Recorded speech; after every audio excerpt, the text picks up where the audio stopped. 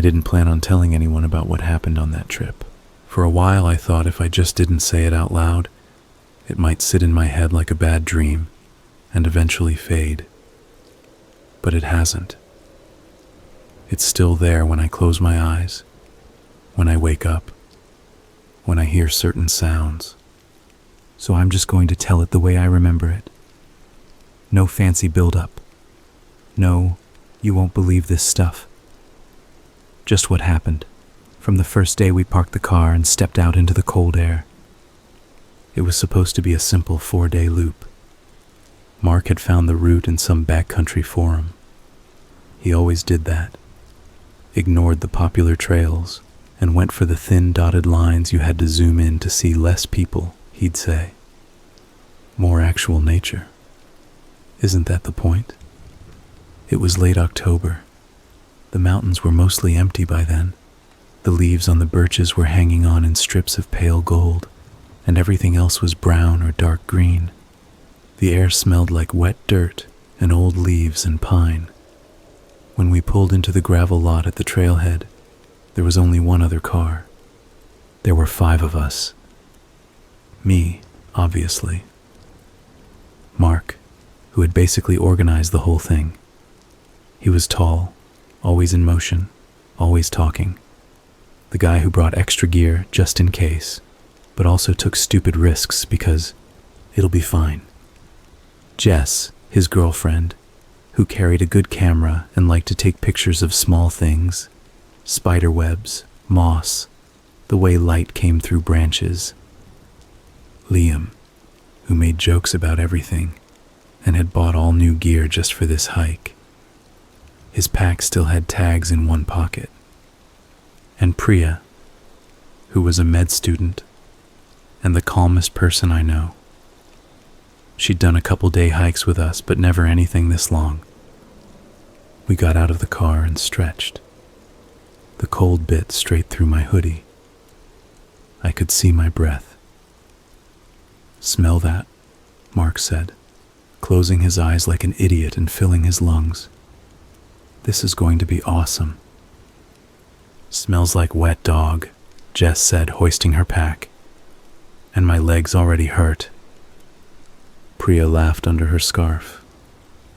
Liam walked toward the trailhead sign. There was the usual big wooden board with a map under dirty plexiglass and a bunch of laminated notices pinned up. Trail conditions, fire warnings, hunting season, and missing hikers. 3 separate sheets, all yellowed and curling at the corners, with photos printed a little too dark. A middle-aged man with a goatee. A couple in their 20s, smiling on what looked like a beach somewhere. A teenager with braces, wearing a football hoodie. All 3 sheets had the same red word stamped across the bottom. Ongoing. Liam whistled low. "Dude, this is like the opening of every movie where everything goes bad," he said. "We're going to get murdered by hillbillies, or like a bear with a knife." "Shut up," Jess said automatically, but she moved closer to Mark. I read the notice about the couple. They'd gone missing early summer, on an overnight trip, last seen at a different trailhead in the same general area. The search had gone on for 2 weeks. No trace. "People get lost," Mark said when he saw me looking at it. "It's huge out here. You take one wrong turn, twist an ankle, storm hits. It happens." "3 groups?" I said.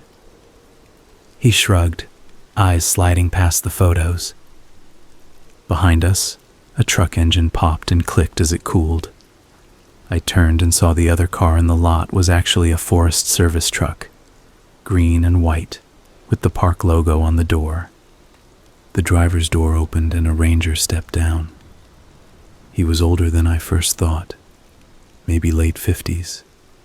Gray stubble, deep lines around his mouth. He wore the standard green uniform and a beige hat with a darker band. "You folks heading up the ridge loop?" he asked, nodding toward the board. "Yeah," Mark said. 4 days. We've got permits. He held up the folded paper like a student showing homework. The ranger smiled a little, but it didn't reach his eyes. Good. A lot of people skip that part. He walked over to the board and tapped a spot on the map with a thick finger. You're going counterclockwise? He asked. Mark nodded. That was the plan. Stay on the main trail, the ranger said. His tone changed slightly, not quite friendly anymore. There are a bunch of old logging cuts and hunter paths that branch off. Some of them look more worn than the real trail, especially under the canopy. Don't trust them. We've got GPS, Liam said, raising his phone. The ranger looked at him, then at the surrounding hills. You'll hit dead zones up there. Batteries die faster in the cold, too. Jess tucked her hands into her sleeves. Are the missing people from here? She asked quietly. The ranger's jaw tightened just for a second. Same district, he said. Look, I'm not trying to freak you out. It's just, this isn't a park with a paved loop and benches, okay? This is Big Deep. Weather can turn.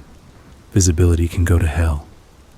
You get off trail, it can get confusing fast. So you stick to the blazes. You make conservative calls. You check in on the radio at the fire tower on day 2. He pointed to a spot on the map, a small black icon of a tower about halfway along our loop. They're usually staffed. Leave your names. If you don't come out when you're supposed to, that helps us. Mark nodded, doing that thing where he looked serious and responsible. We will, he said. Appreciate it. The ranger looked us all over, one by one. His gaze stayed on me for just a moment longer. I don't know why. Maybe I was staring too hard. Okay, he said. Sun goes down fast this time of year. You probably know that. Get your camp set up with at least an hour of light. You hear anything weird at night? Don't wander around trying to find it. Just stay put. Hear anything weird? Liam repeated in a spooky voice when the ranger walked away. Yeah, comforting. We signed the trail register, adjusted straps, double-checked we had all our stuff. When I wrote my name in the little logbook, I noticed how many entries from the past month had no out date, just a starting date and then a blank space. I decided not to say anything about that. We stepped onto the trail, and the woods swallowed up the sound of the road faster than I expected. After a minute, all I could hear was our boots on damp dirt, the creak of packs, and Liam humming some song under his breath. The first day was fine. We hiked for hours, up and down gentle slopes, past stands of pine and patches of birch with white trunks and black scars. The trail was clear, marked every so often with faded paint blazes on trees and small plastic diamonds nailed into trunks. The sky stayed a flat gray, but it didn't rain. We stopped for lunch near a small stream.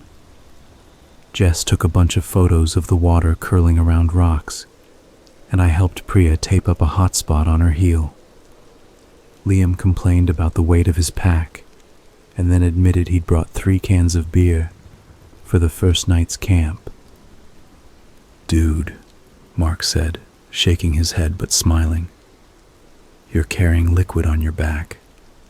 That's like backpacking 101. What not to do. You'll thank me later, Liam said. Warm beer in a cold forest is still beer. By mid-afternoon, my shoulders hurt and my feet felt heavier, but my head felt kind of clear in a way it hadn't for a while. No cars, no emails, no distant sounds of the city, just trees and our little line of movement through them. We reached the spot Mark had picked for the first camp with plenty of time before dark. It was a flat stretch of ground near a small, still pond that was half covered in dead leaves. Someone had clearly camped there before. There was a blackened fire ring made from piled stones, and a log dragged up like a bench. "This is perfect," Mark said. "See?" Ranger was being dramatic. We set up the tents. Mark and Jess in one, Liam and I in another.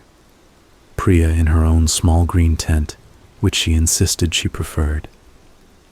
The sky got darker in that way it does in the woods, where it feels like someone is lowering a lid.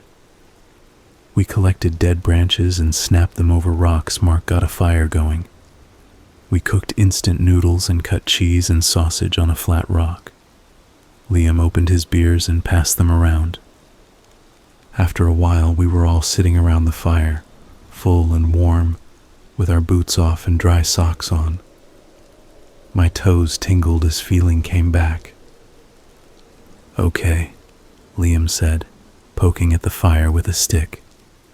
"Since we're out where people vanish, we should tell scary stories." "No," Jess said immediately. "Yes," Mark said at the same time. Priya smiled. "You guys are children." "You start then," Liam said, pointing the stick at her. "Tell us something from med school, like the time someone came in with a knife in their head and was still walking around." "That's ER, not med school," she said.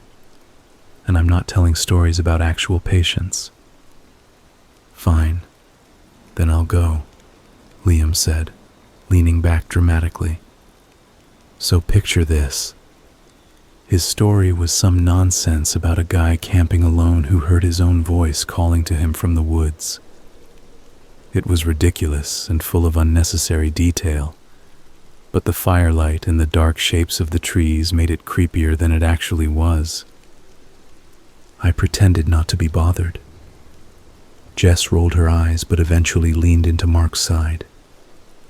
Priya stared into the fire, her face unreadable. When it was my turn, I passed. I didn't feel like making stuff up. The woods themselves felt like enough. We stayed up until the fire burned down to glowing orange chunks. The cold pushed in a little more with every passing minute. Finally, Mark stretched and said, "All right, up early. Second day is the big elevation day. Get some sleep." We doused the fire with water from the pond, stirring until it was cold and black and hissed no more. Then we each crawled into our tents and zipped up the doors. Inside the tent, with the thin material between us and the forest, everything sounded closer. The faint lap of water on the pond's edge, the occasional snap of a branch in the distance, the soft brush of wind through pine needles. Liam snored almost immediately. It didn't take him long. I lay on my back, staring at the dim outline of the tent ceiling, listening. At some point, I drifted off, and then I woke up to the sound of footsteps. They were soft, just outside the tent.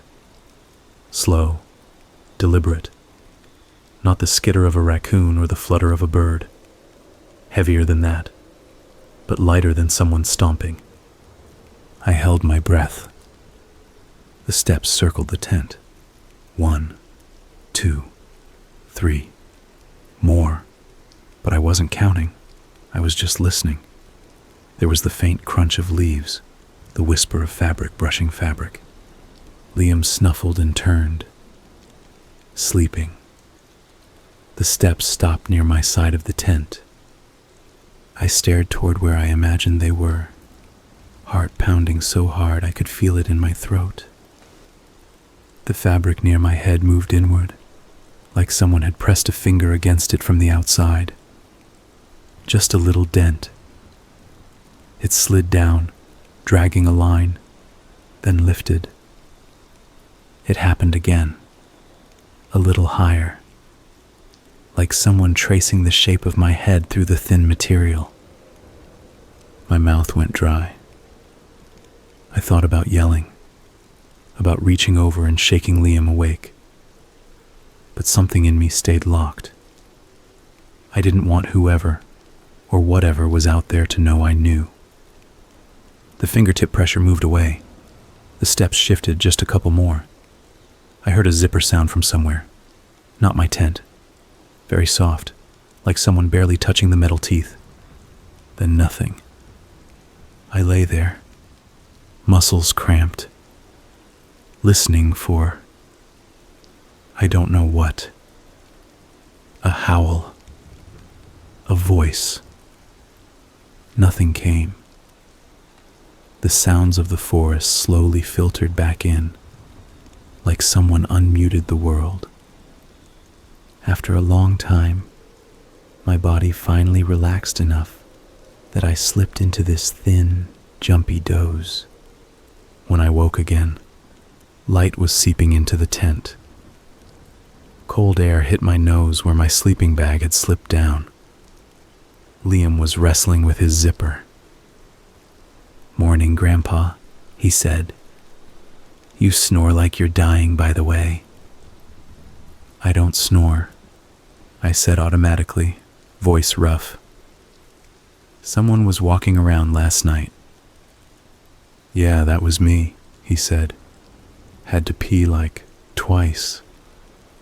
He didn't sound like he was lying, but I saw the way he smiled. We stepped out into the morning. The pond was ringed in fog. Priya was already up, boiling water for coffee. Mark and Jess were still half zipped in their tent, talking quietly. "Did any of you hear anything weird last night?" I asked, rubbing my arms for warmth. "Like what?" Priya asked. "I don't know. Footsteps. Zippers." "I got up once," she said. "I probably woke everyone. My tent zipper is loud." So that could have been it. Her, or Liam, or both. My brain mixing it with dreams. I walked around the tent anyway, just to check. The ground was a mess of prints from us. Boot prints, scuffs. I thought I saw something that looked larger than the rest, but it was hard to tell everything had been stepped on twice. Liam shook his head at me. "You're already spooked. Day 1. Amazing." I almost told him about the finger pressing against the fabric, but I kept it to myself. Saying it out loud felt like making it real. We broke camp and started up the second day's trail. This part climbed more. Fair switchbacks that turned steeper, then steeper again. The forest changed gradually. Fewer birches, more dark firs. The light felt different too. Dimmer. I couldn't see as much sky. We crossed a couple small wooden bridges over rocky gullies where water trickled far below. The sound echoed in a way that made me feel like the ground was hollow underneath us. By midday, we'd gained enough elevation that I could feel it in my lungs. The air was thinner and sharper. When we stopped for a break, I leaned against a tree and tried not to wheeze. "You okay?" Priya asked, handing me a granola bar. "Yeah," I said. "Just unfit." Liam was pointing at the map with one trekking pole, arguing with Mark. "It says the fire tower is like here," Liam said. "Shouldn't we have seen it by now?" "That's horizontal distance," Mark said, tapping the contour lines with a gloved finger. "We still have to go up this ridge, then it's on the other side. We'll get there this afternoon." Jess took a photo of them from behind, the two silhouettes against the slope. "Can I see?" I asked. She held up the camera. The screen showed Mark and Liam in the foreground, trees rising behind them. In between the trunks, higher up the slope, there was this streak of darkness that might have been just a shadow from a rock or a cluster of trees. For half a second, though, I thought it looked like a person standing very still and watching. I stared harder.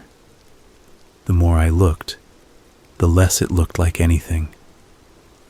"Cool," I said, handing it back. We set off again. The trail here was narrower, lined with low bushes that scratched at our pants. The blazes on the trees were further apart. A couple times we lost them and had to turn in circles until Mark spotted the next. At one point we came to a place where the trail split. To the right, a clear path wound up the slope, obvious and inviting. To the left, a faint, narrower track cut across the hill, almost hidden by ferns and fallen branches. There was a paint blaze on a tree, but it was old and chipped, and it was closer to the left path than the right. "I think it's this way," Mark said, nodding left. Liam frowned. "Why would the main trail be the less obvious one?"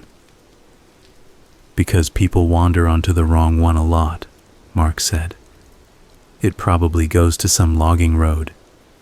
The actual trail gets less traffic." Priya checked the little compass clipped to her jacket. "The map says we should be heading northwest right now," she said. "Is that—" "It bends," Mark said, already stepping onto the fainter path. "Trust me. I looked at this last night. It'll swing back." We followed him. I don't know why I didn't push harder on it. It felt wrong, but not wrong enough. Not yet. The further we went, the less it felt like a maintained trail. Branches forced us to duck. In some places the dirt slid away under our boots like it hadn't been compacted by many feet. The blazes got older, faint smears on the bark that might have been anything. "Are you sure?" Jess called eventually. There was a thin edge in her voice I'd never heard before. "Yes," Mark called back. "It's fine. We're still going up. We're still heading in the right general direction. The tower's on the ridge, not on the main loop line anyway. Worst case, we cut across and back." We walked on. The trees pressed closer. The sky disappeared almost completely.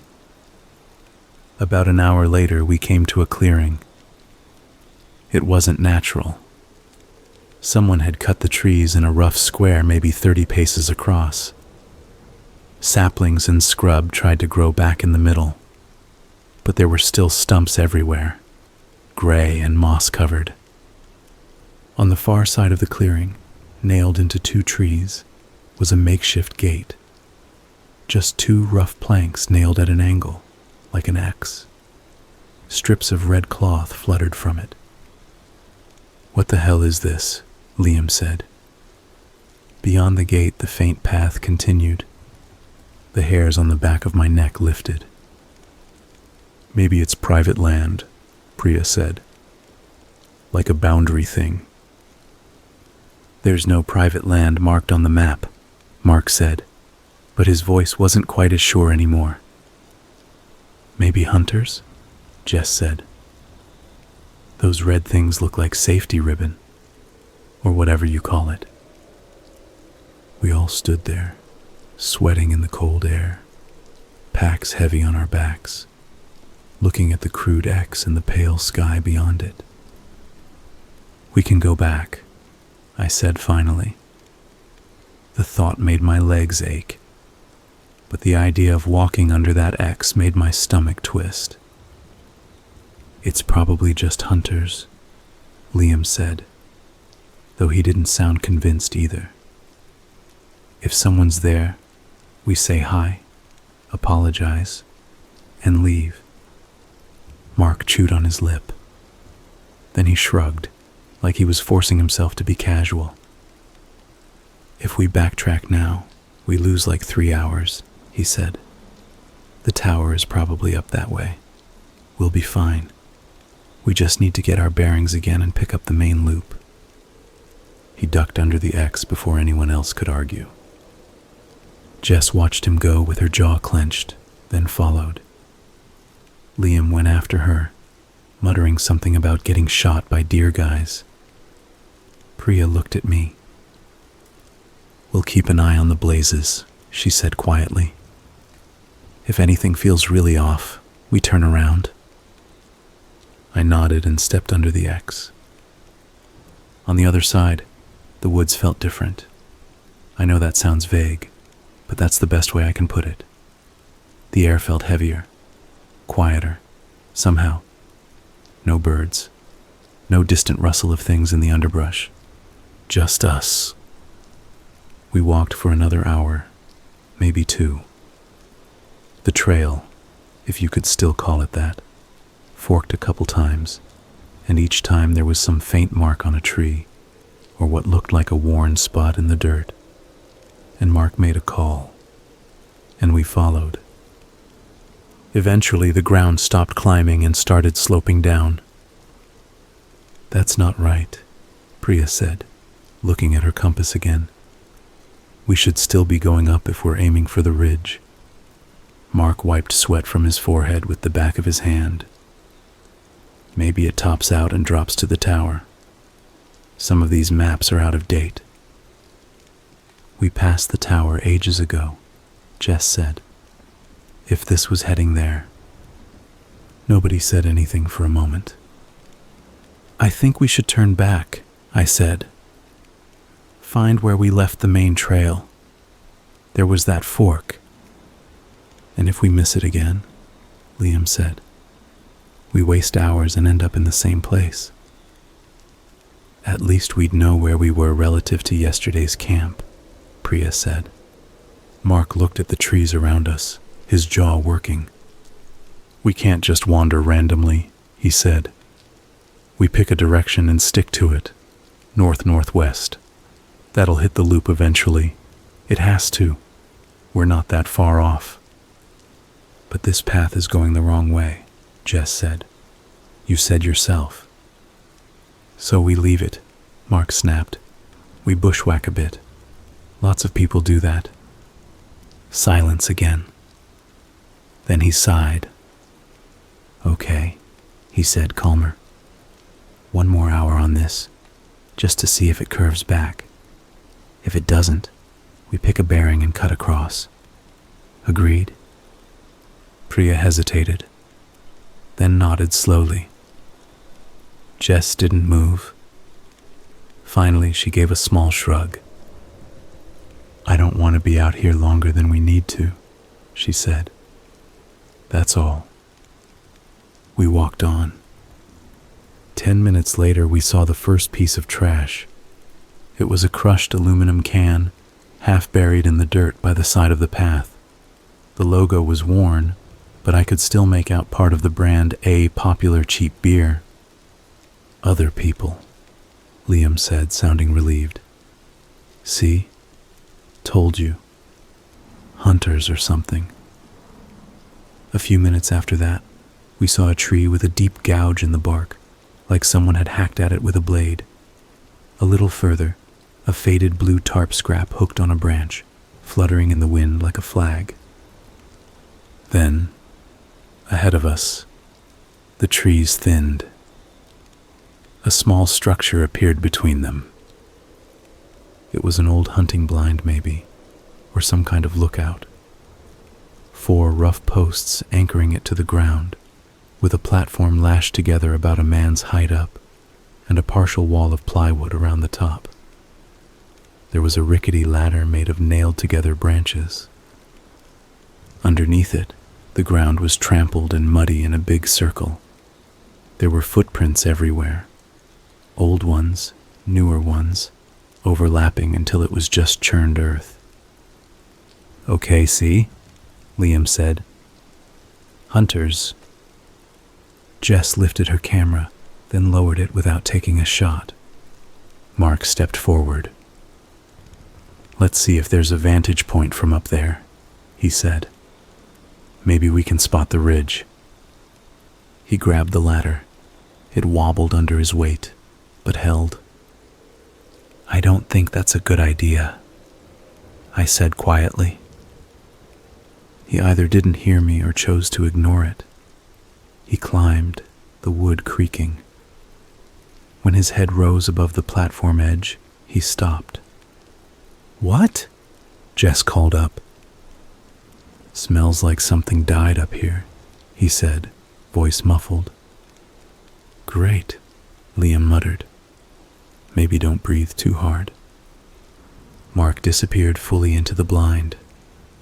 We waited below, shifting our packs, stretching our necks. A cold wind slipped through the trees, stinging my sweaty back. Well, I called after a moment. The view is okay, Mark said. We're lower than I thought. I can see a ridge that might be where we're supposed to be, but it's hard to tell. And, yeah, someone's been using this a lot. Using it how? Priya asked. As a blind? A place to hang out? I don't know. He hesitated. There's Jesus. What? Jess snapped. Stop doing dramatic pauses. There's bones, Mark said. Like a lot of bones, all over the floor. We looked at each other. Animal? Priya asked. I think so, he said. Deer, maybe. And something smaller? They're really old. Some of them. Some aren't. It's hard to tell. Okay, that's enough. Come down, Jess said. If someone's been shooting deer here, I don't want to be standing around when they come back. Yeah, Mark said. I heard the boards creak again as he moved. He started climbing down. As his boots hit the ground, I realized my fists were clenched. Direction? I asked. He shook his head, frustrated. It's just trees and ridges in all directions, man. It's not like there's a big neon sign that says main trail. So we go with the bearing idea, Priya said. She unhooked the compass from her jacket and held it flat. North-northwest intersects the loop somewhere, according to the map. We just keep it on that heading. We measure distance by time. Mark chewed his lip again. Yeah, he said. Okay, let's do that. We stepped off the faint path and into the trees. The next couple hours blur together in my memory. Branches slapping at my face. Packs snagging on low limbs. Sweat soaking into the straps of my pack, and then chilling when the wind hit watching Priya's compass every few minutes. Adjusting our direction when the ground forced us around gullies or rock outcrops. At one point we crossed an even fainter path running perpendicular to our course. It looked like an animal trail. We didn't follow it. The more we walked, the quieter the woods seemed. No birds, no little scurry noises, just the sound of us crashing through stuff. Eventually the ground sloped down to a shallow ravine with a trickle of brown water at the bottom. We climbed down, filled bottles, climbed up the other side. By then the light had started to change. It wasn't sunset yet, but it was the beginning of that shift. The shadows longer, the air colder, that feeling like the day is packing up. How long have we been doing this? Jess asked. 2 hours, Priya said. Maybe 2.5. And no sign of any blazes, I said. No trail, nothing. Liam's face was shiny with sweat. We could have walked right past it, he said, if the loop kind of angles away. Or we're just not where we think we are anymore, Jess said, flat. Mark scrubbed his hands over his face. Okay, he said. Look, it's going to be dark in what? Another hour? Hour and a half? We're not going to find the official trail before then. Let's just accept that. We should find a decent spot, set camp, and try to reorient in the morning when we're not exhausted and panicking. We're not panicking, Priya said. You're panicking, Liam said. A little. I'm fine, Mark said. He wasn't. Nobody wanted to say they were scared yet, so we didn't. We found a flattish area between some larger trees and dropped packs. The ground was a mess of roots and rocks, but it was the best we were going to get. While Mark and I set up the tents, Jess and Liam collected wood. Priya checked everyone's water and tried to estimate roughly where we might be on the map from the direction and time we'd walked. I could tell by her face that she wasn't confident. We got the fire going just as real darkness started pooling between the trees. The sky above was a darker gray, with no stars visible through the high, thin cloud. The fire felt like our only point of reference. Everything else was shadow. Dinner was quieter than the night before. Even Liam wasn't talking much. We ate fast, like we wanted to get it over with. We're fine, Mark said at one point, when Jess made a comment about the map again. We're a little off, yeah, but we're not in a different dimension. Tomorrow we get some elevation, spot the ridge, aim for it. Worst case, we backtrack and aim for the car, instead of finishing the loop. We've got food. We've got gear. We're not going to die out here. Nobody had said we were going to die out there. Hearing it put that word into the circle. Priya poked at the fire, sending up small sparks. I'm more worried about weather, she said. If it rains or snows, visibility goes to crap, and these clothes aren't made for being wet for days. I checked the forecast, Mark said. It's clear. Cold, but clear. Forecast where? Jess asked. For the trailhead, or up here? Mark's mouth twisted. You're really not helping. Jess stared back at him. I'm not trying to help. I'm trying to not get lost in the woods and end up on one of those posters. Liam made an awkward noise. Okay, he said. Let's just chill for tonight. We do a little back to basics survival thing. Take watches, right? That's what they do in movies. Someone's awake at all times. If a bear or whatever shows up, we poke it with sticks. No one pokes a bear with a stick, Priya said. That's a great way to die. If you guys want to do shifts, we can, Mark said. I call first watch. Keeps my heroic image intact. Okay, I said. Then me, then Liam, then Priya, then Jess. Jess frowned. Why am I last? Because you're the one who definitely needs the most sleep, he said. You get mean when you're tired. She made a face. Fair. We agreed to 2-hour shifts, give or take. Nobody had a watch with a glowing dial, so it was more guesswork than anything, but it felt better to say it out loud. As the fire died down to coals, we piled on a few more logs to keep it going for Mark's shift. Then we went to our tents. Inside, I lay there listening to Mark's footsteps shifting around outside. Every so often I heard the soft clink of metal when he moved the pot or poked the fire. I must have drifted off, because the next thing I remember is his hand on my shoulder. Hey, he whispered. Your turn. I sat up, heart racing with that awful jolt of waking in the middle of something.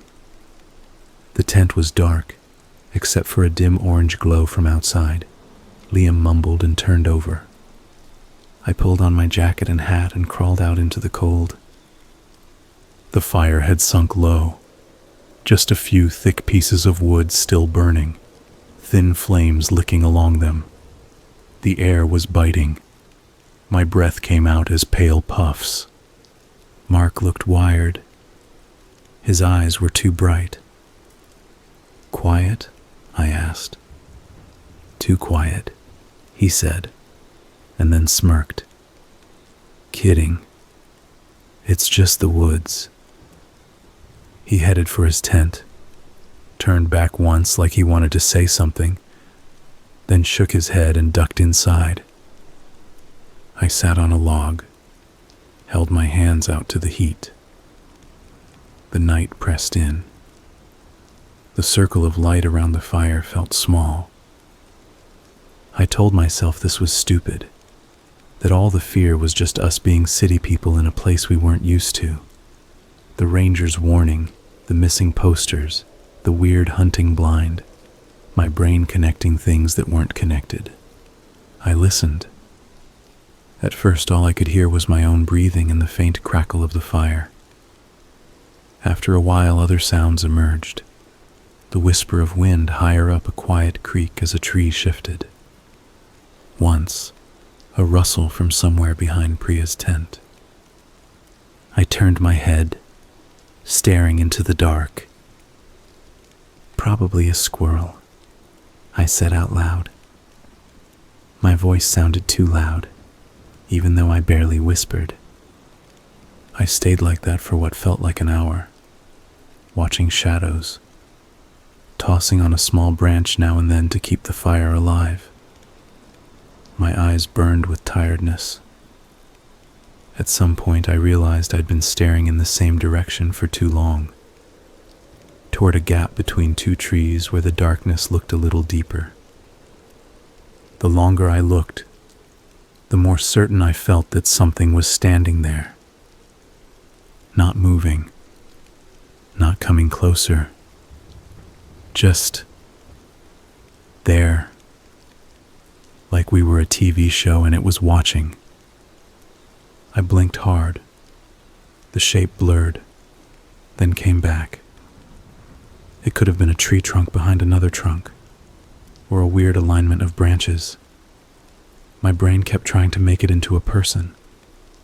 I almost woke Mark. The words were in my throat. "Hey, do you see that?" Then I pictured how stupid I'd feel if it was nothing. If he rubbed his eyes, squinted, and said, "Dude, that's a tree." So I stayed quiet.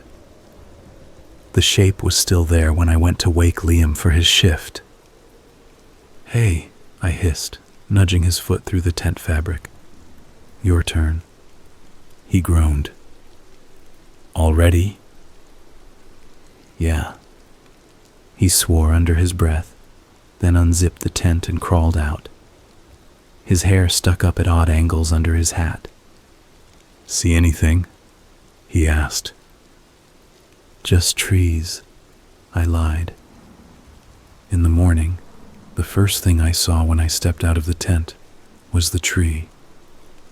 It was about 15 feet from where we'd slept, tall, with rough, dark bark. And on the side facing the tents, about chest height, someone had carved something into it. A symbol. 3 straight lines crossing at the center, like a crude star.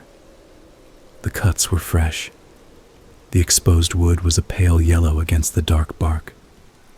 There were little curls of wood on the ground under it. "That wasn't there yesterday," Jess said. Her voice was flat. We all stood around it, packs half open, frost still on the grass. "Liam," Mark said, "did you do this? Is this a prank?" Liam looked genuinely offended. "Yeah, because I always bring carving tools so I can get up at night and sneak around etching creepy shit into trees." "Seriously," Mark said, "if you did it, tell us. It's not funny, but it's less not funny if it's you." "I didn't," Liam said. He sounded scared now. "I swear to God I didn't. I barely stayed awake on my shift. I just stared at the fire and tried not to piss myself." "Could someone else have—" Priya started, then stopped. The question hung there. Someone else, out there in the dark, close enough to touch the trees around us without waking us, watching. Mark walked around our camp in a fast, tight circle, eyes scanning the ground. His breath puffed out in short clouds. "There are prints," he said, "but it's like—" He gestured helplessly. The frost had melted wherever we'd walked, so everything was a mess. Jess lifted her camera, then lowered it again. "I don't want a picture of this," she said. "We need to get out of here," I said. Hearing my own voice say it made my heart pound harder. "Not just find the trail. We need to go back the way we came yesterday, the way we know." Mark shook his head, frustrated. "Back where? We don't even know where exactly we left the main trail. We cut across, remember?" "We have a compass," Priya said. "We know the general direction of the car. South-southeast, right?" She pointed at the map. "If we aim for that, we'll eventually hit a road, or a fire road, or something. There are boundary lines. We can follow those back. And if the ground forces us around obstacles we can't see from the map, we could walk all day and just be zigzagging," Mark said. "Look, I know this symbol is freaky. I know the blind was freaky. But we're not in a horror movie. It's probably just some local kids messing around, or hunters marking spots or whatever. The rational thing is still to find the actual trail we were supposed to be on, instead of crashing around randomly." "Rational," Jess repeated, "like going under the Red X gate." "We're not doing this right now," Mark snapped. "Eat something. Pack up. We'll make a plan once we're moving. Standing here freaking out isn't going to help." I wanted to shout at him, to grab his shoulders and shake him. But we were all tired and cold and scared, and yelling more wouldn't fix any of that. We ate a fast, almost silent breakfast. We packed in record time. Nobody joked. Nobody sang. Right before we left, Jess walked back to the carved tree and spat at it. Then we headed out, in the direction Priya pointed, looking for any sign that we were heading towards civilization, and not deeper into something else.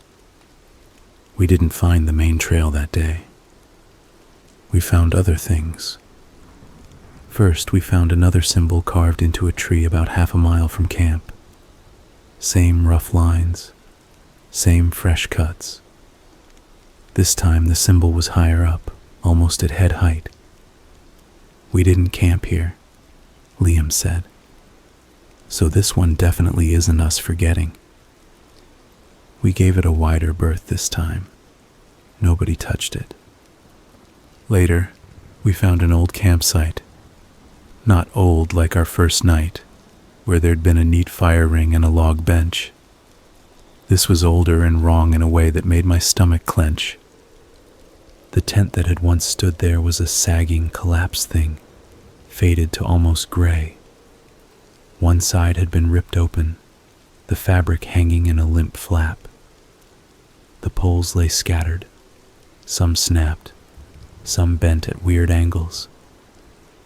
The ground around it was littered with things half buried in dirt and leaves. An empty fuel canister, a spoon with a melted handle, a hiking boot so rotted it sagged under its own weight. Priya crouched near the entrance. "There's staining," she said quietly, pointing at the shredded door. "A big dark patch. Too dark for old mud, too irregular. Could be rust, Liam said weakly. There's no metal here, she said. Jess stood a little apart, arms wrapped around herself. People abandon gear sometimes, Mark said.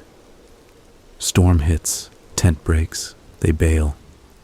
Search and rescue probably already checked this place out. Took whoever was in it back home. Then why is it all still here? I asked. He didn't have an answer. We left the broken tent behind and kept moving. At some point in the afternoon, clouds thickened above us. The light went even flatter.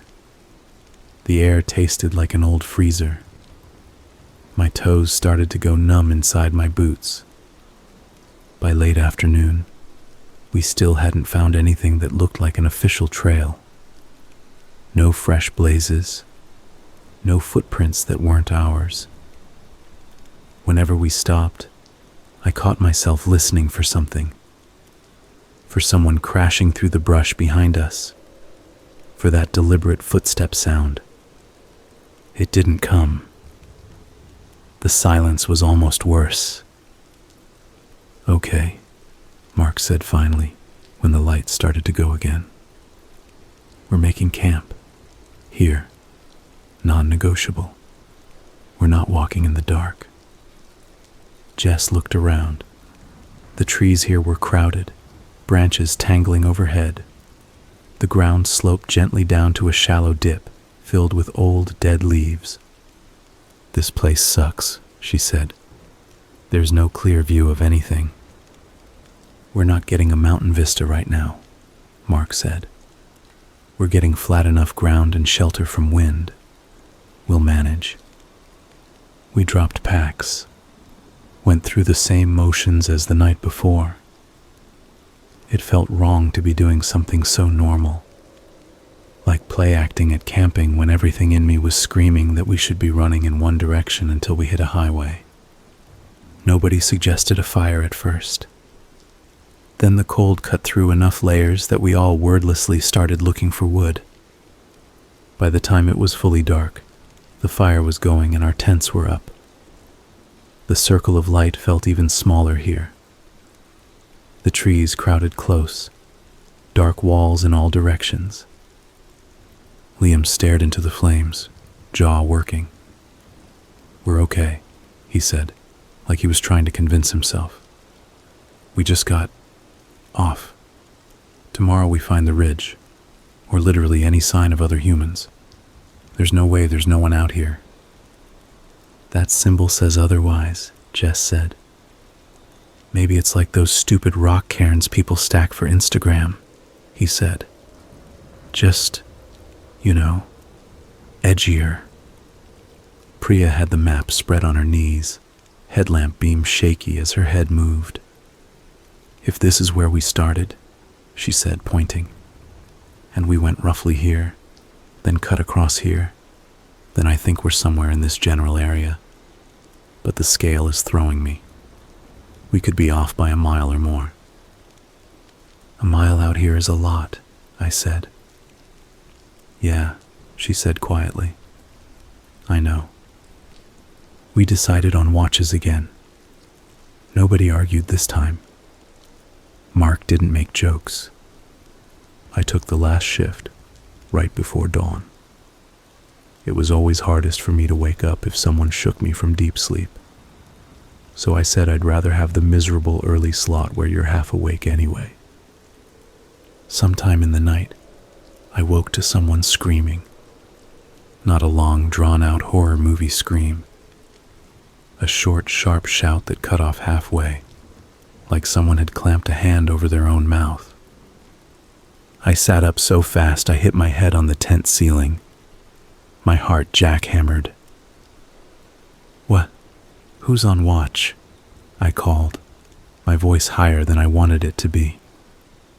No answer. Just the crackle of the fire, low now, and the sound of someone rustling around. Mark? I said. Is that you? Yeah, came his voice, tight and breathless. "Sorry. I'm fine. I just tripped. It's fine. Go back to sleep." It didn't sound fine, but his voice was close, and I could see his shadow move across the tent wall, so I forced myself to lie back down. I lay there for a long time, listening to my own pulse thudding in my ears. When it was my turn for watch, he crouched by the tent and unzipped it with hands that shook. "You okay?" I whispered. "Yeah," he said. "Just saw something.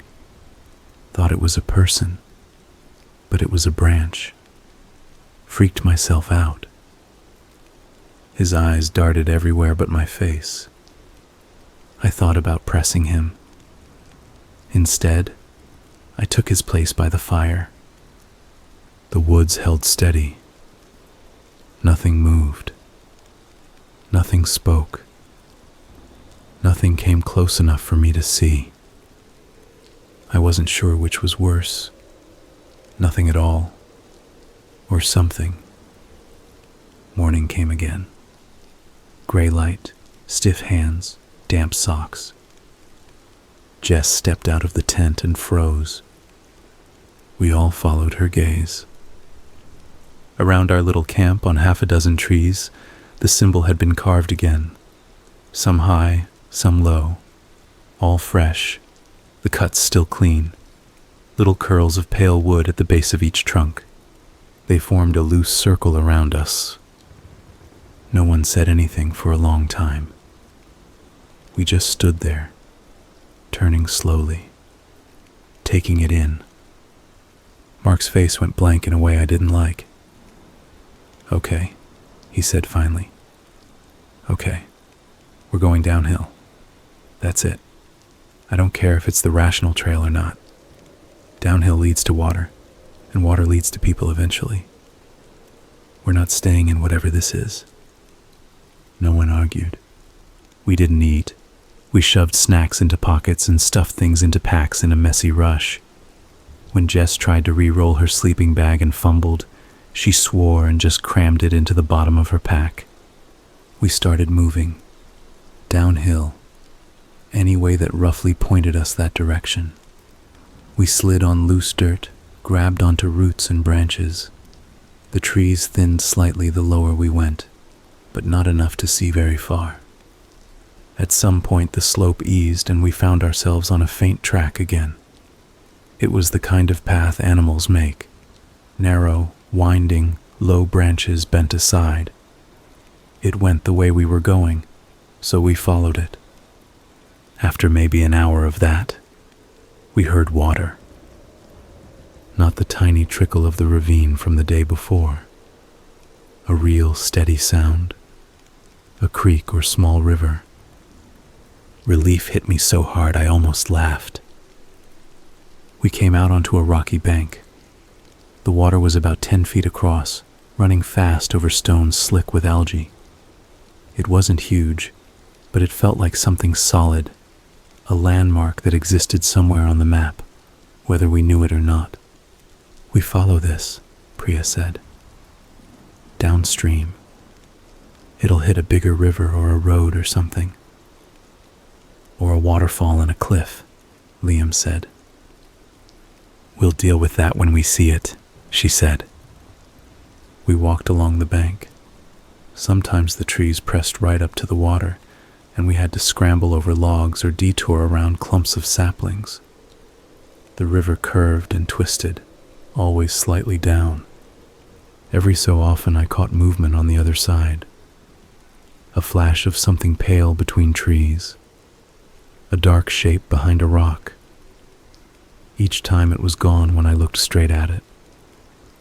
After a while, I stopped pointing it out. I didn't want to hear myself say, "Did you see that?" Late morning, we found something that made my stomach drop. It was a fire ring, just like ours. Not old. The rocks around it were black with soot, and the ash inside was gray and white. The wind blew lightly and scattered it. There were footprints in the muddy bank nearby. Big ones. Boots, not bare feet. Deep, like whoever made them was carrying something heavy.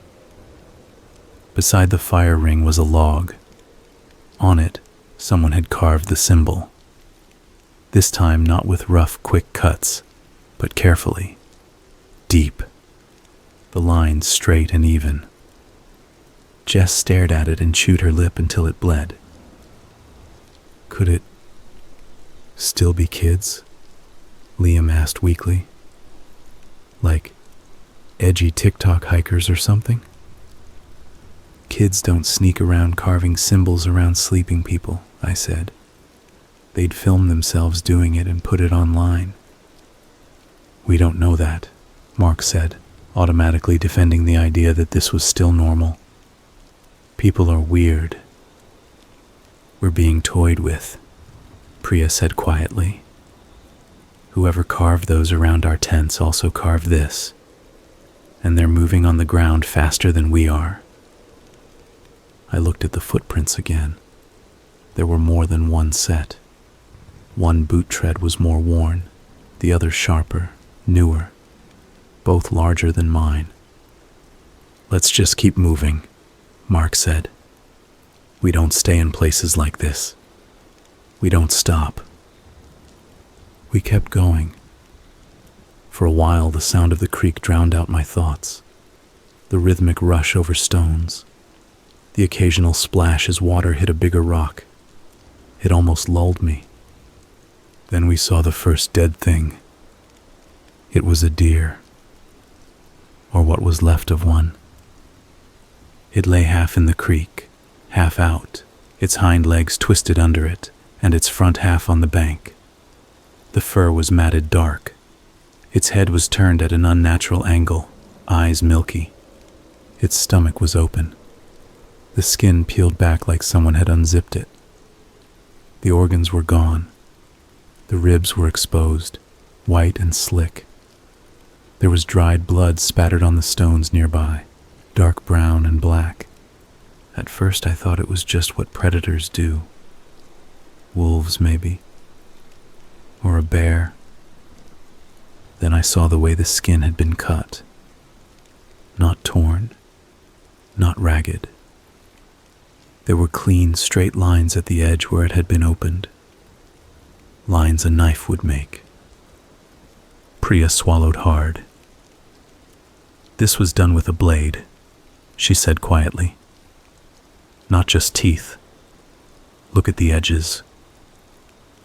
Jess gagged and turned away, pressing her sleeve over her mouth. Hunters, Mark said. They field dress, right? That's a thing. Hunters take the meat, Priya said. They don't leave the whole animal to rot. We all stood there, breathing too fast. Guys, Liam said suddenly. His voice shook. Look. He pointed past the deer to a rock about 10 feet away. Carved into it deeply, the symbol was there again. 3 straight lines crossing in the center. I felt something go cold inside me that had nothing to do with the air. Enough, Jess said. Her voice broke on the word. I want out. I don't care if we have to follow this creek for a week. I don't care if we end up in another state. I don't care if we walk at night. I'm not staying in this, whoever's art project this is. We keep going, Mark said. His jaw was tight enough I thought his teeth might crack. We follow the water. We don't stop unless we absolutely have to. That's it. No one objected. We stepped around the deer. I avoided looking at its open belly, but the image was already burned into my brain. As we walked, every sound in the woods felt sharper. Every branch snap, every rustle overhead. My shoulders crept up toward my ears and stayed there. At some point in the early afternoon, Clouds thickened and it started to snow. Not heavy, just thin, dry flakes that melted when they hit our jackets but clung to hats and eyelashes. The world around us blurred slightly. The trail, such as it was, grew slicker. Our footprints, and anyone else's, would be gone soon. The temperature dropped. My fingers went numb inside my gloves. My toes started to complain again. "Guys," Liam said after a while, "I need a break. My legs are—" He blew out a breath. "I gotta piss too." "We'll stop for 5, Mark said. "No more. We're losing light." We picked a spot where the bank widened a little, and there were some larger rocks we could sit on. We shrugged off packs with grunts of relief. My hips throbbed where the straps had dug in. Liam walked a little way upstream, behind a cluster of bushes. I pulled out a granola bar and bit into it. It was hard as a brick. I chewed anyway. Jess sat hunched, arms around her knees, staring at the water. Priya checked the map again, though it was obvious by now that it was more like a talisman than a tool. Mark paced, hands clenched, glancing back the way we'd come every few seconds. The snow thickened a little. The world felt muffled. The sound of the creek got louder in contrast. After a minute, I realized I couldn't hear Liam. "Hey," I called, raising my voice over the water. "You fall in?" No answer. "He's probably just taking a dump," Mark said. "Give him a second. Don't go harassing him about it." Another minute passed. Priya frowned. "Liam?" she called. "You good?" "Nothing." Jess stood up. "Come on," she said. "This isn't funny anymore." We all waited for him to yell, "Got you," or leap out from behind a bush. He didn't. A cold, prickling feeling crawled up my back. "I'll go check," I said. I stepped away from the others, following the way he'd gone. The snow had already covered most of the smaller prints, but I could still see the indentations where his boots had displaced the leaves and dirt. I followed those. "Liam," I called again. "Seriously, dude, if you jump out at me, I'm going to punch you in the throat." No answer. The bushes ahead shifted in the wind. I pushed them aside. On the other side was a small, flat area of dirt and rock right up against the creek. Liam's pack lay there, upright, as if he'd set it down carefully. His trekking poles rested against it. There was blood on the ground. It was spattered across the rocks in an arc, drops and streaks and one big smear that led toward the water. Fresh, bright red in places where the snow hadn't hit it yet, already turning rusty where it had. For a second my brain tried to insist it was something else. Rust, paint, anything. Then I saw the thing lying half in the creek and half out, and my mind went very, very quiet. It was Liam's right hand. Just the hand, severed at the wrist. Pale skin, fingers splayed, palm up. The wrist end was ragged, bits of white bone showing through shredded meat. The water ran around it, turning pink where it touched. I stared at it for a long heartbeat, unable to process what I was seeing. Then my stomach lurched. I bent over and retched, dry heaves tearing at my throat. Nothing came up. I'd barely eaten, but my whole body convulsed like I was trying to expel the sight from my head. Somehow I staggered backward, away from the hand, back through the bushes. I must have made some kind of noise because the others were already on their feet, faces tense. "Where is he?" Jess asked. Is he being an asshole? I couldn't get words out at first. I just shook my head, choking. Alex, Priya said steadily. What did you see? My voice finally came back, thin and too high. His hand, I said. I couldn't finish. Mark pushed past me, footsteps crunching on thin snow. Jess followed. Priya squeezed my shoulder once, hard, then went after them. I wanted to tell them not to look, to stop, but I knew they had to see. I stood there, hands shaking, watching the bushes tremble as they pushed through. I heard Jess make a sound that wasn't quite a scream. I heard Mark say, "Oh God. Oh God, oh God," over and over, like a stuck record. Priya emerged again first. She looked like someone had taken all the color out of her. Even her lips were pale. She walked straight up to me and grabbed my arms. "Okay," she said. Her voice was too calm. "Listen to me. Look at me." I couldn't look at her. My eyes kept wanting to slide back to where I knew the hand was, as if I could see it through the bushes, like my brain wanted to make sure it hadn't just imagined it. "Alex," she said sharply, "look at me." I did. "We need to move," she said. "Right now. We don't scream. We don't stand here. We just move. Someone did that, and they could still be watching. Do you understand?" I nodded. The world felt far away, like I was looking at it down a long tube. Jess came back through the bushes. She was crying, silent tears running down her face and freezing on her cheeks. Her hands shook so badly she could barely push branches aside. Mark followed her. There was blood on his pant leg and on one sleeve. Not much, but enough to see. "We can't just leave him," Jess said hoarsely.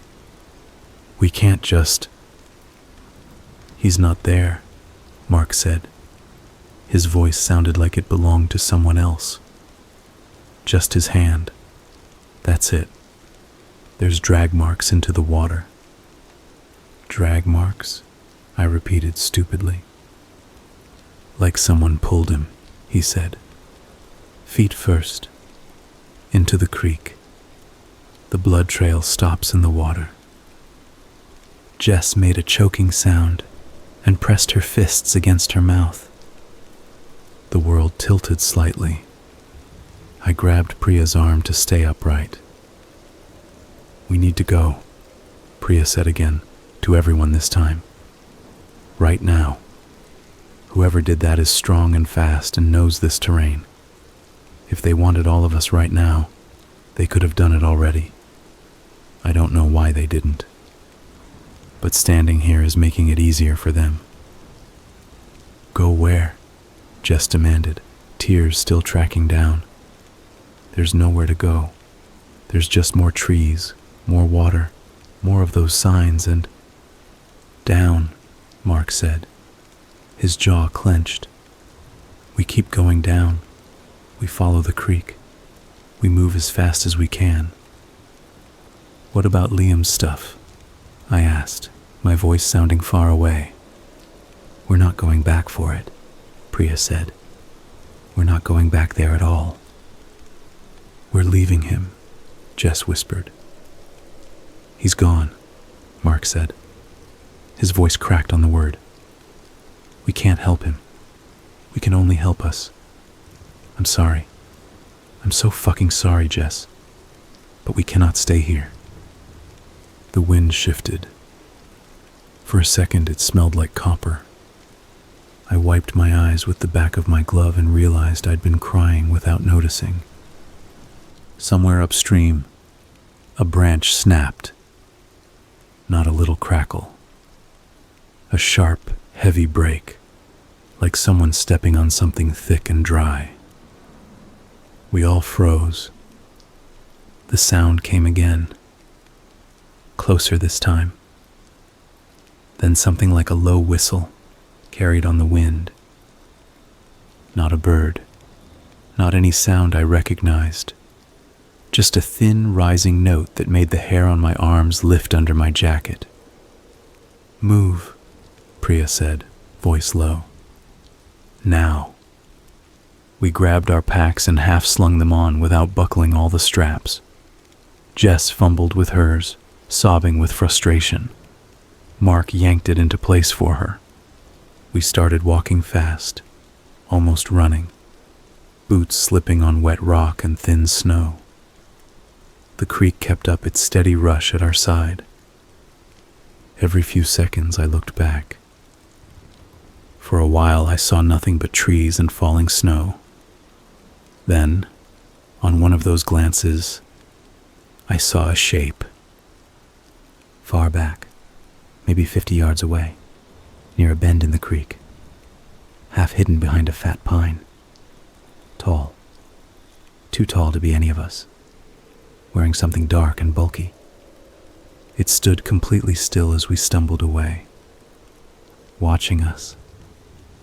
I turned my head back around so fast I almost wrenched my neck.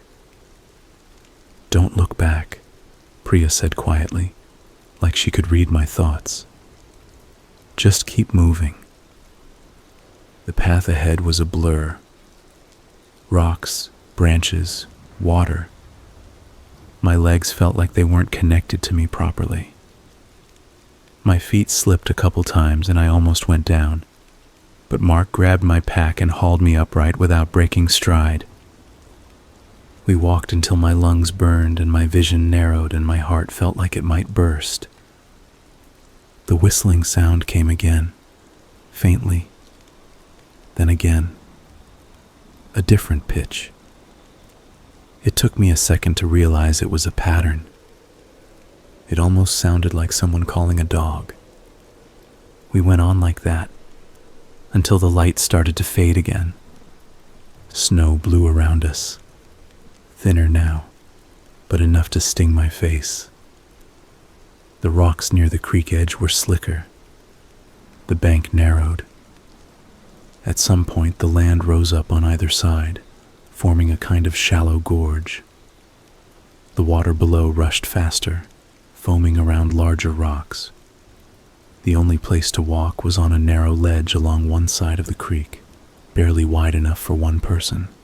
"We can't do this in the dark," Priya said, panting. "We'll fall in. We'll break our legs or hit our heads and—" "We can't stop," Jess said. "He's right behind us. He's fucking right there." Her eyes were glassy. She kept looking over her shoulder every few seconds. "We have to pick somewhere else," Mark said, looking ahead. "If we get past this gorge section, maybe there's a wider bank." "And if there's not," I said. My voice cracked. He didn't answer. We edged along the narrow path, backs to the rock wall, toes inches from the drop to churning water. The sound was loud here, filling my head.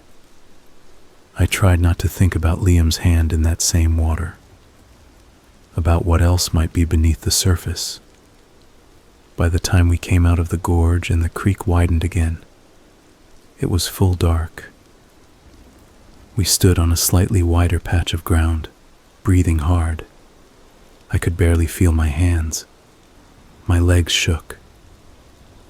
"We can't see where we're putting our feet anymore," Priya said. "If we keep going like this, one of us is going to get hurt. Then we're even easier targets." The word targets made my stomach lurch. "So we stop," Mark said reluctantly. "But we pick a spot that's not obvious from the trail. We don't light a fire. We stay close together. No watches this time. Nobody goes out alone. We just sit in a huddle and wait for sunrise." "No fire?" Jess whispered. "It's freezing." Fire is a beacon, he said. We've already given whoever that is enough of those. We moved a little away from the creek, into a thicker stand of trees. The ground was uneven and covered in wet leaves, but there was a slight hollow where we could all sit with our backs against the same big trunk. We dropped our packs in a messy pile. The darkness felt absolute. The only light came from the faint glow of overcast sky between branches, barely enough to see outlines. I sank down, knees pulled up to my chest, arms wrapped around them. Jess sat next to me, shivering. Priya was on my other side. Mark sat in front, facing the way we'd come, like some kind of useless shield. We didn't talk much. Every whisper felt like it would carry. Do you think he... Jess started at one point, then cut herself off. A soft sob escaped instead. We don't think about that now, Priya murmured. We think about staying small and quiet and making it to morning. My teeth chattered so hard my jaw hurt. I tried to focus on small things, on the roughness of the tree bark against my back, on the feel of Jess's shoulder pressed into mine, on the sound of all our breathing. Some time passed. Could have been 10 minutes. Could have been an hour. The cold seeped deeper. My toes felt like stones. My fingers tingled with pins and needles. At one point I thought I heard the whistle again, far away. Then the crunch of footsteps on snow and leaves, somewhere to our left. We all froze. The steps were slow, unhurried. They stopped, started again, circled. It felt like whoever it was just on the edge of our little bubble of darkness.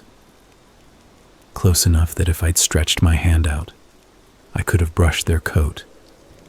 But I didn't. I stayed absolutely still. I barely let myself breathe. The footsteps stopped. Silence stretched. I heard something scrape along the bark of the tree above my head. A slow, deliberate sound, like the tip of a knife being dragged across wood. Jess's hand found mine in the dark and squeezed so tight it hurt. The scraping stopped. For a long time, nothing happened. Eventually, my body betrayed me. Exhaustion pulled at my eyelids, a heavy drag. My head jerked forward once when I started to nod off. I forced my eyes open again, heart racing. Then, despite everything, at some point, I slept. When I woke, it was with a jolt, my neck screaming from the awkward angle. My legs were numb. My back was stiff. I had no idea how long I'd been out. It was a fraction lighter. That pre-dawn gray that isn't really light yet. Just a slightly less intense dark. Jess was still next to me, head leaning against my shoulder, breath slow and shallow. Priya was on my other side, eyes open. She looked like she hadn't slept at all. "You're awake," she whispered. "Yeah," I whispered back. My throat felt raw. "Listen," she said. I held my breath. There were no footsteps, no whistles, no scraping. Just the distant rush of the creek, the occasional creak of branches. Somewhere far off, what might have been a bird. "I think he moved on," she said. "Or he's waiting. I don't know." I shifted slightly. Something brushed my hair. I reached up with a shaking hand and touched the tree above me. My fingers ran over rough bark, then over something smoother. I looked up. Carved into the tree, directly above where our heads had been, was the symbol. Fresh, deep, the cut still clean and pale. It was huge this time, almost as wide as my shoulders. The bottom line ended just inches above Jess's head. Whoever had done it had stood right over us while we slept and leaned in close enough to reach. My vision tunneled for a second, then snapped back. "Priya," I whispered.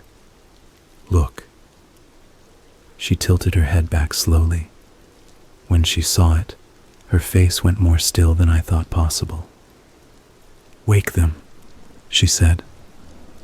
Her voice was flat, empty of everything but urgency. "Right now. We're not staying here for another second." I turned to Jess and squeezed her shoulder. "Jess," I said, trying to keep my voice from shaking. "Wake up." She made a small sound and stirred. Her eyes fluttered open, then focused on my face. "What time is it?" she muttered, then looked up, following my gaze. She saw the carving. For a second she stared at it, eyes wide. Then she started to make a sound, a rising animal noise from somewhere deep in her chest. Priya clapped a hand over her mouth. "Don't," she whispered fiercely. "Don't give him that. We move. Now." Mark was already awake. He hadn't slept much either, judging by the hollow look in his eyes. He stared at the symbol once, jaw clenched, then turned away like he couldn't stand to look at it. We scrambled to our feet, muscles protesting. We grabbed our packs in a hurry, half dragging them along.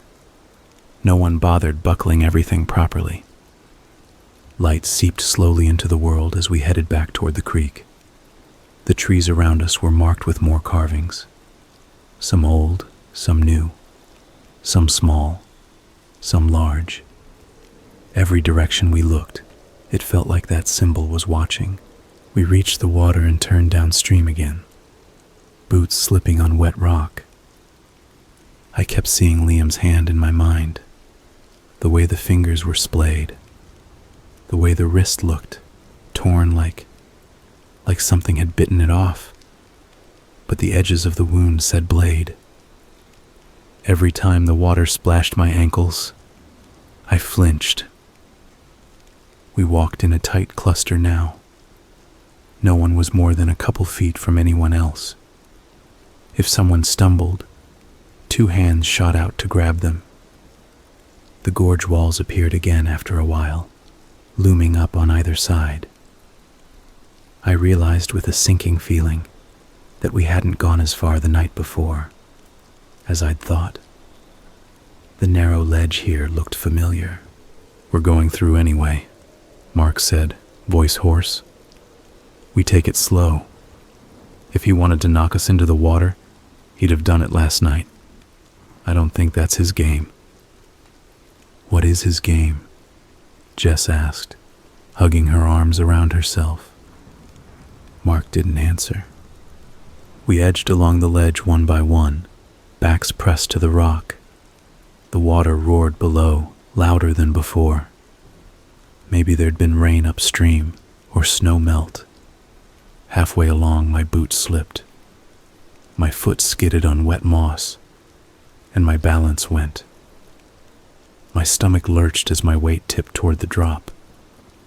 Mark grabbed my arm, fingers digging in hard enough to bruise, and slammed me back against the wall. "Careful," he hissed. "Jesus, Alex." "Sorry," I gasped, though it obviously wasn't on purpose.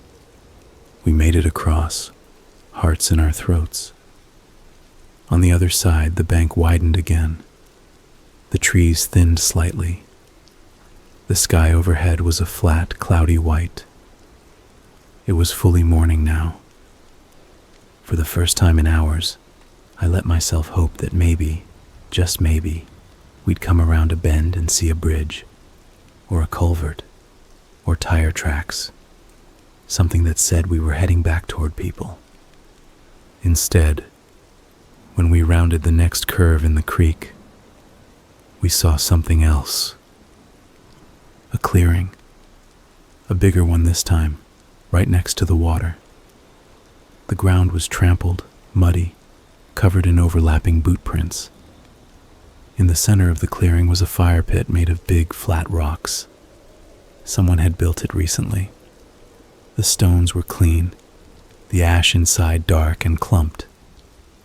Around the pit were 3 rough wooden structures, not full tents, more like half lean-tos made of branches, angled against thicker trunks. Each one was big enough for a person to crouch in. Beside them were logs used as benches.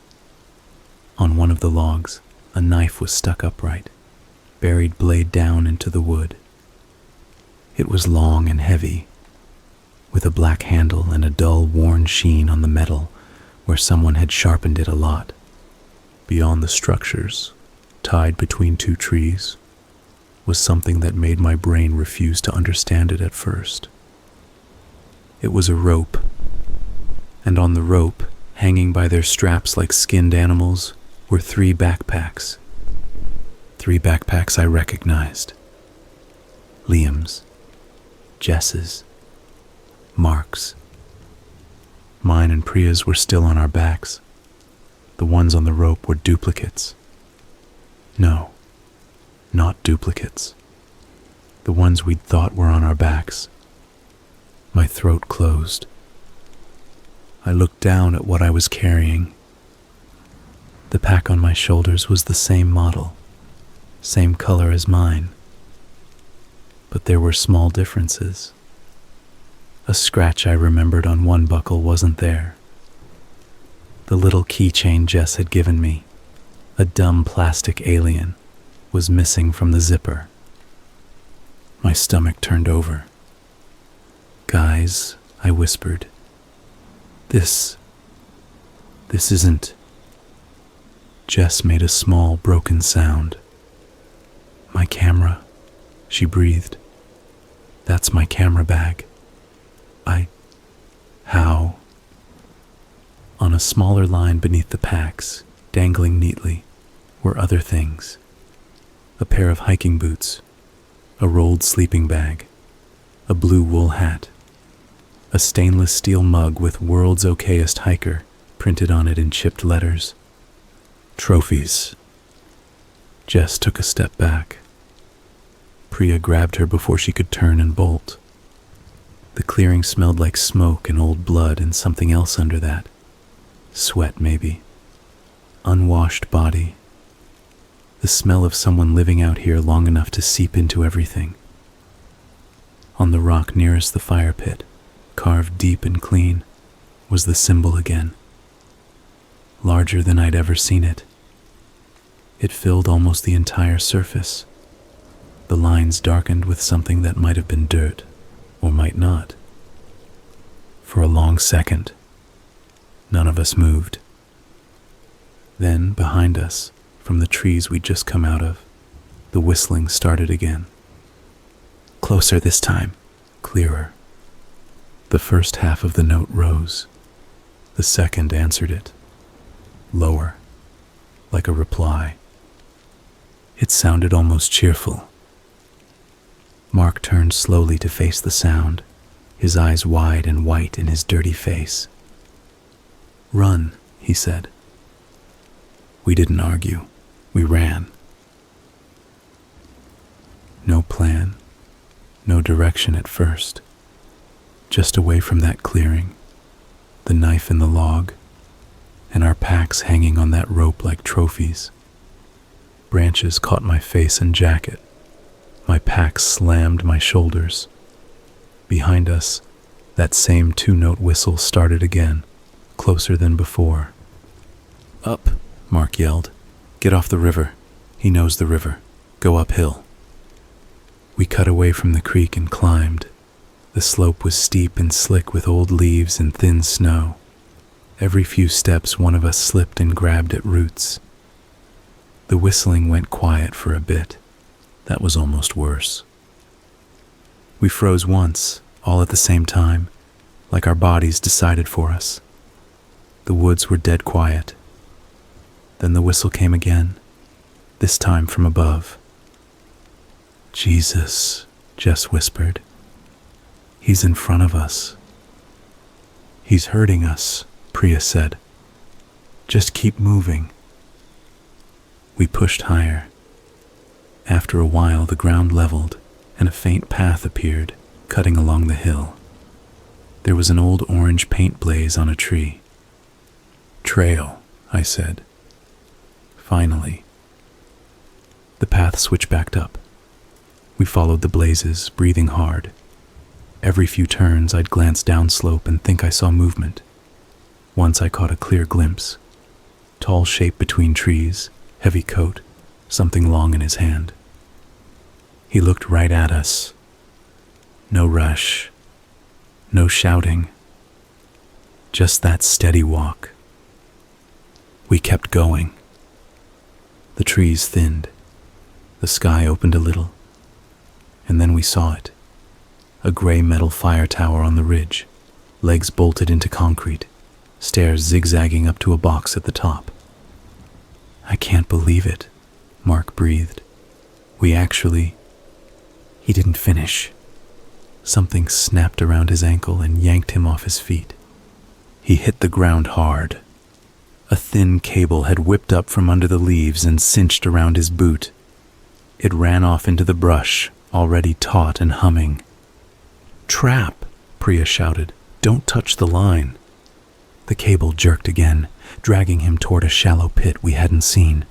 He clawed at the dirt, heels digging in. "Cut it," he gasped. "Cut it, cut it." I fumbled for my knife, but the cable suddenly ran through a crude pulley between two trees and snapped upward. Mark screamed as he flew into the air, yanked upside down by his leg. Blood soaked through his pants where the cable bit in. He swung there, spinning slowly, pack flapping. "Get under and grab him," Jess cried, reaching up. "Don't!" Priya started, but she was too late. A log dropped. It had been rigged above, tied with more cable. It swung down like a wrecking ball, studded with cut-off branches. It slammed into Mark's side and chest with a sickening thud. The air flew out of him in a spray of blood. One thick branch punched into him and stayed there, jutting from his torso. His scream choked off. He spun in a slow, awful circle, upside down, arms hanging loose. Blood dripped onto the dirt below. Jess made a sound I'd never heard from a human throat. Priya grabbed her and dragged her back from under the log's path. "Get away from it," she yelled. "There might be more triggers." I just stood there with my knife in my hand, useless, staring up at him. Mark's eyes were open but empty. His mouth hung slack. His leg was twisted at the hip in a way that meant bad things. He was gone. It was obvious. No amount of denial could stretch around what I was looking at. The whistle came again. Close now. Just below the ridge. We all turned toward the sound. He stepped out of the trees like he was coming to check his mail. Up close, he just looked like a man. Older than us, but not ancient. Long, dirty hair, patchy beard, weathered face, pale, washed-out eyes, layers of filthy jackets and a canvas vest, work pants, heavy boots, a length of metal pipe in one hand, a coil of thin cable in the other. He glanced once at Mark hanging in his trap, like he was inspecting a job he'd already mentally finished, then focused on us. He put 2 fingers to his lips and did that same stupid little whistle. 2 notes. Easy. "Tower," Priya said. Her voice shook but stayed level. "Now." I grabbed Jess and pulled. For a second she fought me, reaching toward Mark. Then her eyes landed on the man and something broke. She let me drag her. We ran for the tower. The stairs were narrow metal slats with air under them. My boots clanged up them. My ribs ached with each breath. Below, I could hear the pipe tapping every few steps as he followed at his own pace. He didn't hurry. There was nowhere else for us to go but up. We hit the little platform at the top and slammed into the cabin door. It was swollen and stuck. I yanked. Nothing. Priya kicked near the handle. Once, twice. On the third kick, the wood cracked and the latch gave. The door flew in and hit a desk. We piled into the cabin. Dust, old papers, a dead radio bolted to a desk. Windows on all sides. No ranger. No one. We shoved a metal chair and a rusted filing cabinet against the door, just as it rattled under his hand. He pushed. The cabinet shifted an inch. "Hold it," Priya said. We leaned into it, shoulders against the metal, boots skidding on the dirty floor. The door thudded again. Wood splintered. "Alex," Priya panted. "Find anything we can use." I staggered around, scanning. An old crowbar lay half hidden under fallen maps. I grabbed it. Heavy, cold. Jess snapped the broken end off a broom and held it like a bat. The next hit knocked the door half off its hinges. The chair skidded away. The cabinet scraped aside.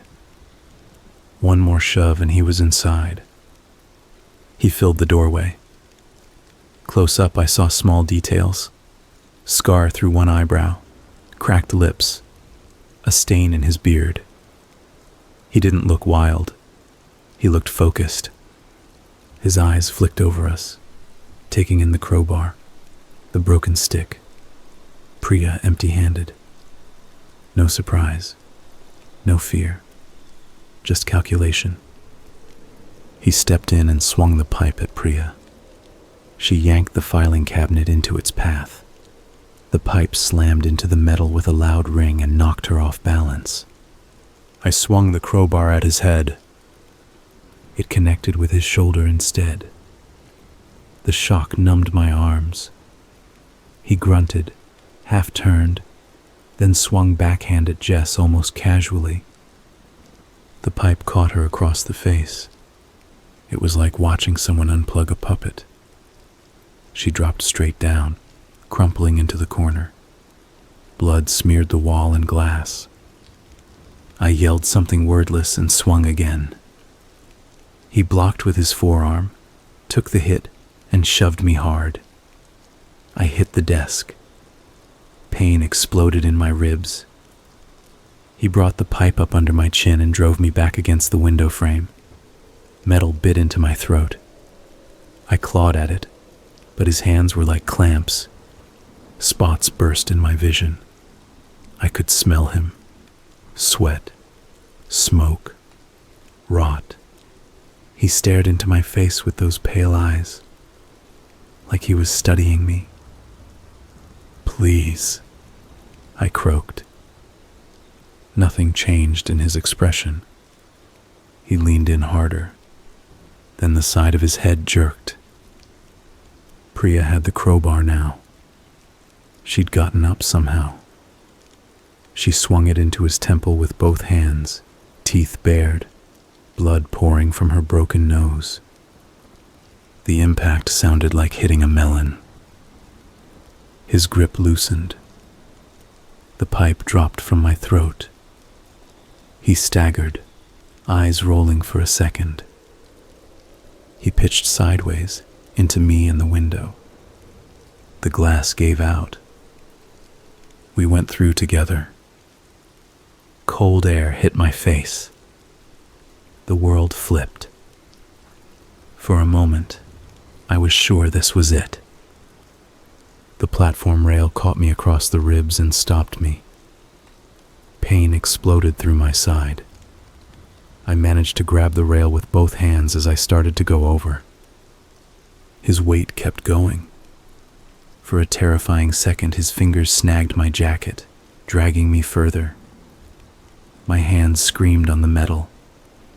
Then his grip slipped. He fell.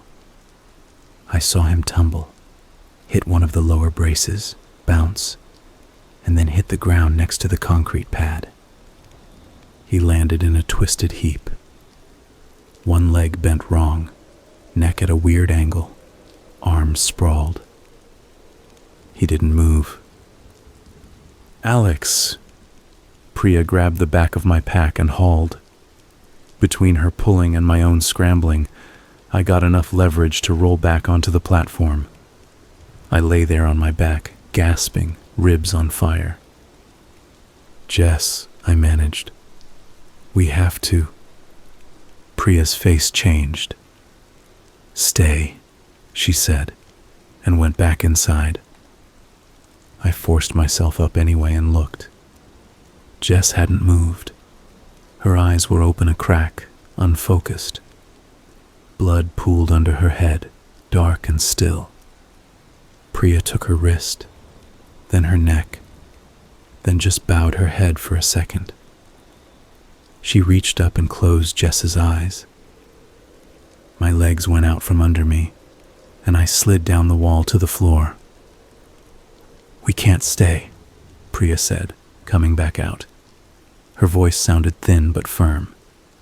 "If there's more than one of him, if anyone else knows this route, this tower is the first place they'll check."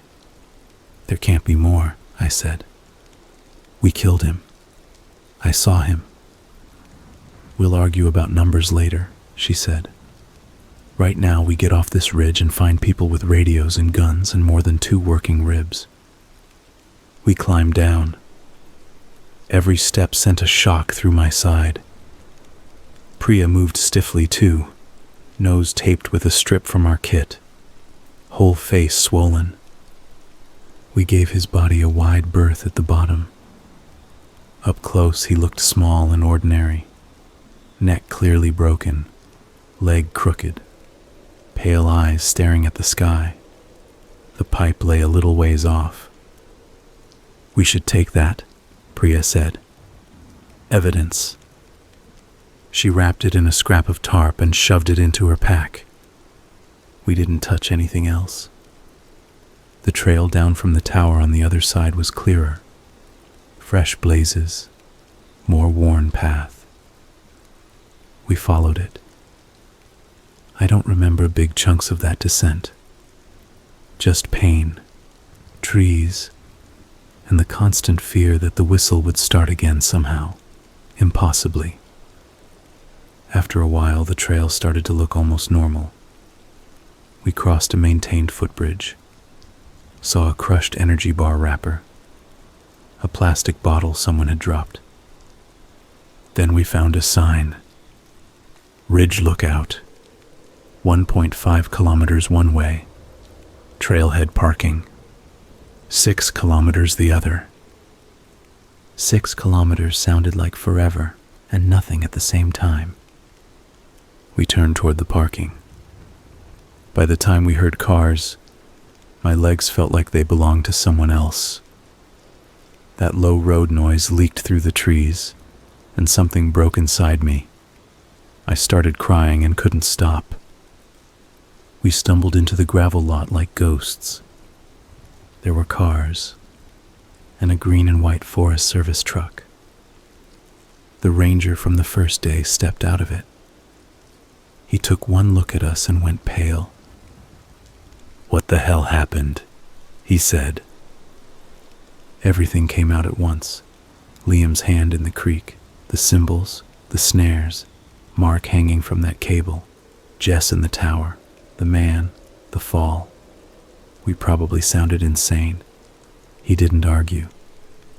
He put us in the truck, drove us to the station, and called everyone. Paramedics taped my ribs and set Priya's nose. State troopers took our statements. Someone bagged the pipe. Search teams went up. When they came back, a trooper sat us down. "We found your friends," he said. "I'm sorry." He described where they'd been, but I already knew. And the man? Priya asked. He hesitated. We found a male body under the tower, he said. Fall injuries like you described. But he rubbed his face. The ME says he's been dead longer than a few hours, longer than a day. Conditions consistent with several days out there. Maybe more. That's not possible, I said. He was chasing us this morning. He tried to kill us this morning. I'm just telling you what the doctor says, he replied. We're looking into it. His record says he was declared dead 5 years ago, after going missing in the same area. There's a history of illegal hunting, complaints. But officially, he's been gone a while. My skin prickled. Later, the ranger pulled me aside. We found a lot up there, he said quietly. Old camps, old gear, a mess of traps, symbols over everything. Some of those carvings have been weathering for years. He glanced around like he shouldn't be saying this next part. We also found spots with 2 different boot treads. Same style, different sizes, he said. Doesn't mean much on its own. Could be some other hunter. Could be he had a partner once. Could be old. We're not going to tell the news that. They need one monster, not question marks. Do you think there was someone else? I asked. He looked tired. Older than when I'd first met him at the trailhead. I think there are more people who know those woods than we'll ever meet, he said. We're closing that whole section for a long time, clearing traps, watching harder. That's all we can do. Priya went back to school. I went back to my life with cracked ribs, nightmares, and a new understanding of how quiet a room can get before something awful happens. They took down the missing posters eventually, replaced them with news clippings about late-breaking discovery in long-term cases. People said things like, "At least the families have closure now." I think about Liam's hand in that creek more than closure. I haven't been on a real hike since. When people ask why, I shrug and change the subject. I don't tell them that sometimes lying in bed, I swear I hear 2 notes of a whistle outside my window and my whole body locks up. I remind myself, he's dead. I watched him fall. I saw him broken at the base of that tower. Then I remember what the trooper said about how long his body had been there, and my thoughts go places I don't like. I don't know if there was someone else out there with him. I don't know if someone taught him those trails, those traps. I don't know if someone watched us from deeper in the trees and decided not to step in. What I know is this. Those symbols were carved a long time before we walked past them. Some were fresh, some weren't. Layers of the same mark on top of itself, like someone keeping a tally. If I ever do go back into the woods, I'm staying on the main trail. I'm not following faint paths or shortcuts or interesting side tracks. And if I see pale, fresh cuts on bark, 3 lines crossing in the middle, clean and deliberate, I'm not being brave. I'm not saying it's probably nothing. I'm turning around and going home.